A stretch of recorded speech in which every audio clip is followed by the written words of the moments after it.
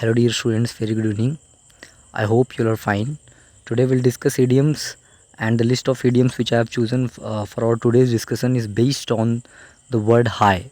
आज के जो मैंने idioms उठाए हैं वो HIGH इस सब पर निर्धारित हैं, and this list of idioms which I have chosen is from the book of MacMurdy. MacMurdy के book से है.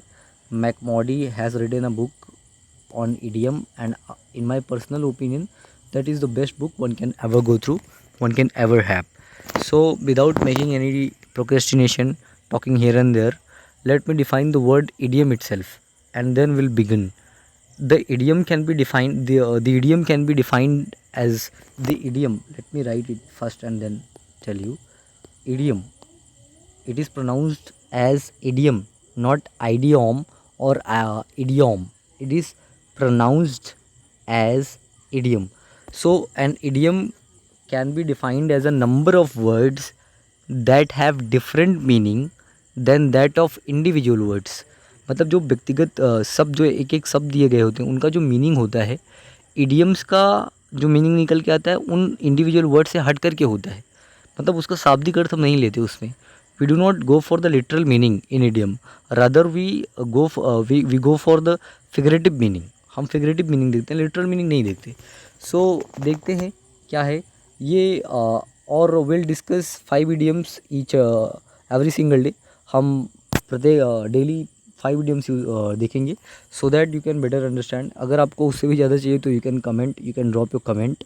Okay, so our first idiom is B for the high jump. Here B is be verb, and be verb includes is, am, are in present. You better know that they are used in present, and was, were also. These are called be verb, so you can use any of them in the place of be.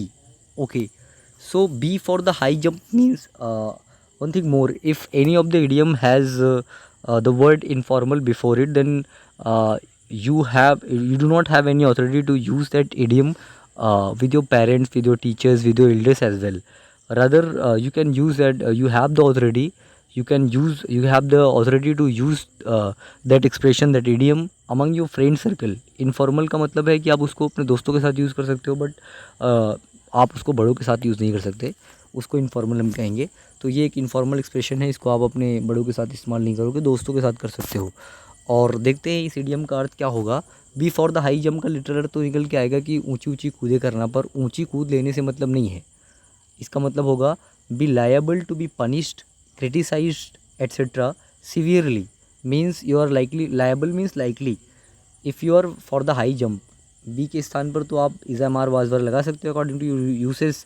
अगर मैं कहता हूँ कि you are for the high jump, it means I am trying to say that you are likely to be punished. Liable means likely, you are likely to be punished, criticised etcetera severely. मतलब संभावना है कि आपको सज़ा मिलने वाली है, आप डांटे जाओगे बहुत सीवियरली, बड़ी कठोरता से. So let's take an example. I shall be for the high jump if I make a mess of these export order forms again. अगर दोबारा से मैं ये एक्सपोर्ट ऑर्डर के जो डॉक्यूमेंट्स है उसको मेस कर देता हूँ, उथल पुथल कर देता हूँ, तितर बितर कर देता हूँ, तो I shall be for the high jump. तब आई एम अबाउट, तब ऐसा मतलब संभावना है कि मैं पीटा जाऊँगा, संभावना है कि मुझे सज़ा मिलेगी, संभावना है कि मैं डांटा जाऊँगा, वो भी सीवियरली. क्लियर ना. अच्छा, हाई जंप का थोड़ा सा let me make it clearer to you. जैसे कभी कभी क्या होता है कि you have done something wrong and your grumpy father is at hand. Grumpy का मतलब होता है वो चिड़चिड़ा, जो नकचढ़े टाइप के होते हैं, गुस्सैल टाइप के, उनको ग्रम्पी कहते हैं. तो your grumpy father is at hand, आपके ग्रम्पी पिताजी सामने थे, आपने कुछ गड़बड़ झालन किया और पिताजी आपको बहुत ज़्यादा डांटने लगे या फिर मारने लगे. तो आप करते क्या, जब आपको पड़ रही होती है, आपको पीट रहे होते हैं, तो you jump here and there ना, आप वहाँ पर कूदते हो ऊंचा ऊंचा. तो वहाँ से आप ले सकते हो be for the high jump का मतलब होता है कि पड़ेगी तो आप कूदोगे, उस टाइप का. हाँ, तो वहीं से उसका फिगरेटिव मीनिंग निकल के आता है कि आपको सज़ा मिलेगी, आप डांटे जाओगे. Okay, our next idiom is be और get. Notice an oblique over here, it means or. So you can use be verb is, am, are, was, were, or you can use the verb get over here. So be और get high on something. इसका मतलब क्या होता है, इसका मतलब होता है बी और get high spirited as a result of the influence of alcohol, drugs etcetera.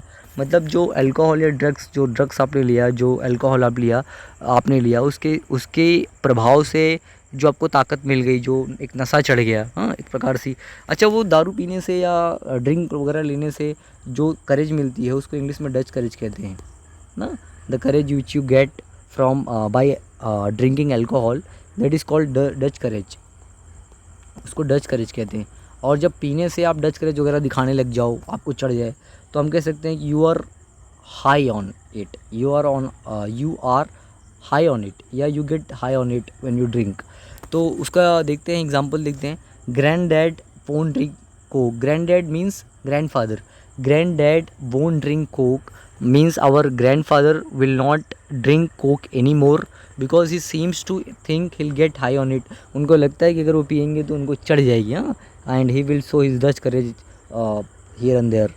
तो उसका तो अगर वो डच करेज दिखाएंगे तो ही विल बी, या आप कह सकते हो कि he is for the high jump, मतलब उनको सज़ा मिलेगी। Okay, our next idiom is be in high spirits.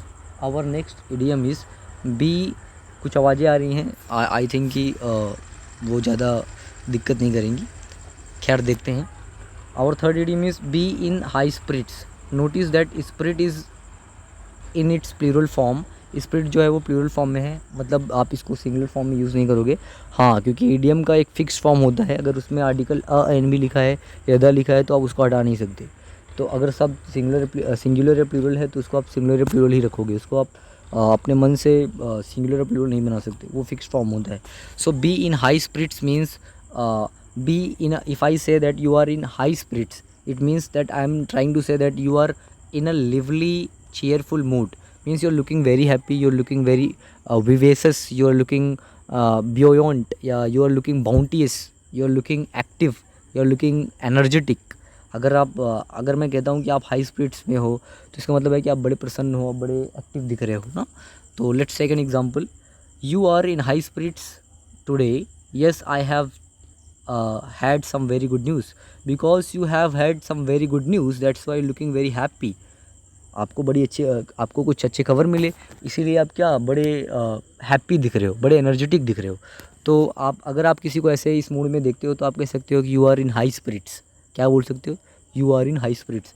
Okay, our next idiom is be और get on one's. Here one's means possessive adjective, and possessive adjective includes possessive adjective includes my, your, her, their etc। so be or get on one's high horse, इसका मतलब होता है कि behave in an arrogant manner. Arrogant मतलब होता है घमंड, मतलब बड़े घमंड तरीके से बर्ताव करना, उसको कहते हैं बी और get on one's high horse. Let's take an example, Patrick has been on his high horse ever since he won a scholarship to Oxford. मतलब जब से पैट्रिक ने स्कॉलरशिप जीती है ऑक्सफोर्ड का, तब से बड़े भाव दिखा रहा है, बड़े घमंड में बर्ताव कर रहा है। Okay, sorry because of some noises of, I had to pause the video. वो कुछ नॉइजेज ऑफ आ रही थी, उसकी वजह से मुझे वीडियो पॉज करना पड़ा। ओके, खैर देखते हैं। अच्छा, नॉइजेज ऑफ एक सब सिखा देता हूँ आपको इस सिचुएशन की वजह से। नॉइजेज ऑफ का मतलब होता है वो जो स्टेज के नीचे से ऑडियंस चिल्लाते हैं ना, उसको भी नॉइजेज ऑफ कहते हैं। ये हमेशा प्लूरल फॉर्म में यूज होता है। या फिर वो बैकग्राउंड से जो आवाज़ें आती हैं, बैकग्राउंड से जो आपको इंटरप्ट कर दे, थोड़ा सा आपको डिस्टर्ब कर दे, उन आवाज़ों को हम नॉइजेज ऑफ कहते हैं। सो नॉइजेज ऑफ आर वेरी नॉइज़म, बड़े ट्रबल मेकिंग थे, नॉइज़म थे, तो उसकी वजह से मुझे वीडियो पॉज करना पड़ा।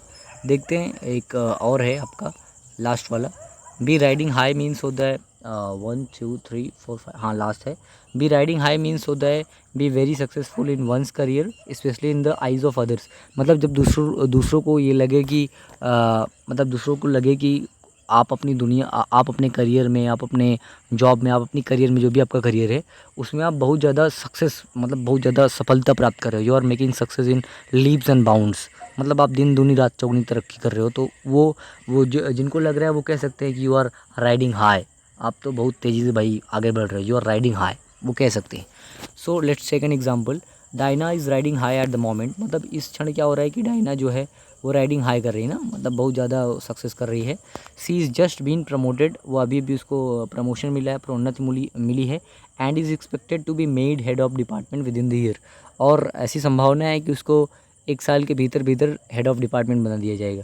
तो अगर ऐसा आपको लगे कि कोई अपने मतलब बहुत ज़्यादा तरक्की कर रहा है, तो आप कह सकते हो कि ही इज़ राइडिंग हाई और सी इज़ राइडिंग हाई।